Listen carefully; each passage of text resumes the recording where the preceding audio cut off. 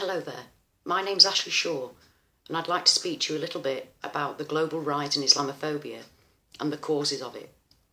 Well, over the past few months I've weighed up a number of different things and come to some conclusions. I mean, it's obviously fueled completely by the mainstream media and our governments, and I'll give you some examples of this. Whenever there is an incident with the so-called Islamic Terrorist organisation ISIS, which incidentally have absolutely nothing to do with Islam in any way, shape or form, because none of the actions that they ever perform are anything to do with Islam. Completely to the contrary, actually.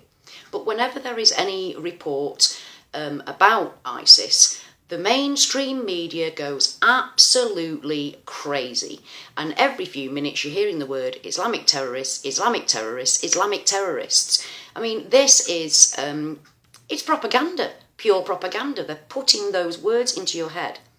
But they don't deal with all situations in the same way. For instance, if it has no link, if an action has absolutely no link whatsoever to do with Islam or what they class as being Islamic, then they don't speak about it in the same terms. And the situation in the Ukraine at the moment is a fine example of that, because whenever the mainstream media do report on what's occurring in Ukraine, they pleasantly refer to the terrorists as Russian separatists. Now, doesn't that sound lovely?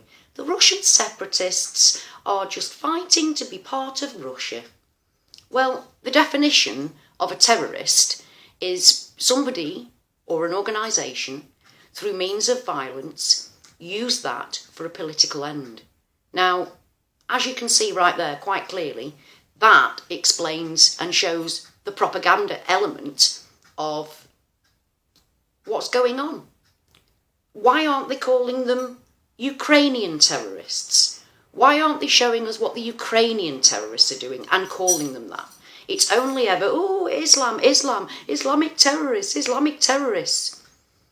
Well, ISIS has about 10,000 people in the whole organisation. So why the world can't beat that, I don't know. That says everything. And there are 2 billion Muslims on the planet. 2 billion people. 2 billion people follow Islam. They're not all trying to kill you. They're not all trying to take over the world, because believe me, if they were, we'd know about it. There are 2 billion of them. Instead, Muslims they're under attack. They're under attack. Suddenly, Islamophobia seems to have become a global norm. The last time this happened, people, it was to Jews in the Second World War.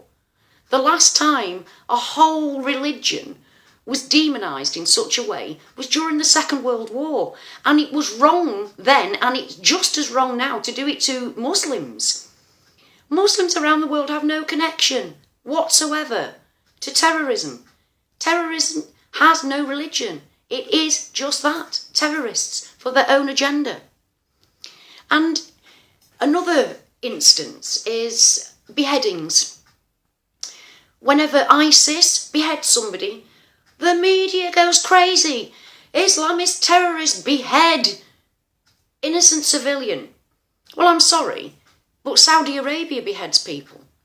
I've seen a video lately of a woman in Saudi Arabia being beheaded on the street. Now, that wasn't all over the mainstream media.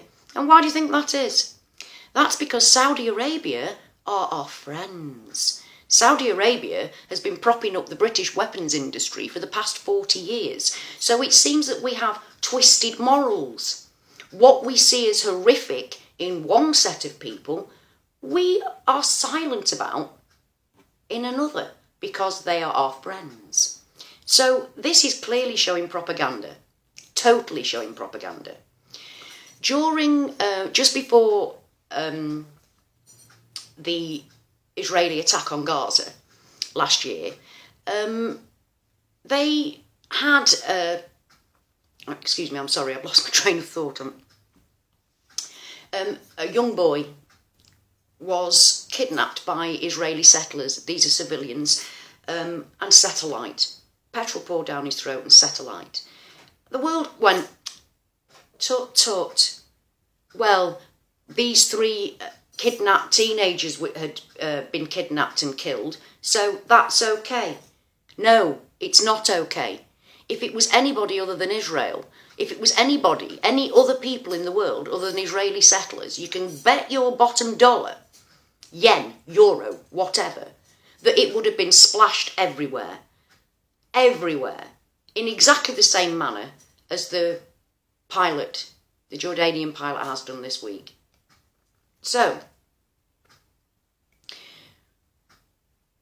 we can see quite clearly that the way the media portrays different events is totally set up to put doubt and worry in our heads. Islamophobia is being fed by our governments and by our media, and if we don't stand up to it, and spread the truth, then I fear for us all, because they're trying to. In fact, I think it's over 60% of Americans already think they're in a holy war against Islam. What absolute nonsense! What absolute nonsense! We have to stand up against it. We really do. Islamophobia is not acceptable. Hatred of Jews is not acceptable. Hatred of blacks is not acceptable. Hatred of a people is not acceptable. You cannot hate everybody. You cannot tar everybody with the same brush. It is this thinking that is the most dangerous thinking in the world. Not so-called Islamic terrorists. They're not Islamic and they have no connection to any of the other 2 billion Muslims in the world. And it's up to us to fight that. Spread the truth. Spread the truth. We have to stand up and fight it with every fibre of our beings. It is not acceptable. Don't let them do it to us. Don't let them do it to us. Don't let them divide us. We have to unite. We have to unite as humanity and fight against this. We must. So please, explain to everybody. Islam is a religion of peace. It has nothing to do with terrorism anywhere. Stop believing all the propaganda. See it for what it is. Stand up, speak out, and say no more. And let's be one voice. Global unity. People together. We can beat it if we stand and speak the truth. And we must. Islamophobia is not acceptable. It never will be. Just as hatred of any other religion, colour, race is not acceptable. Thank you.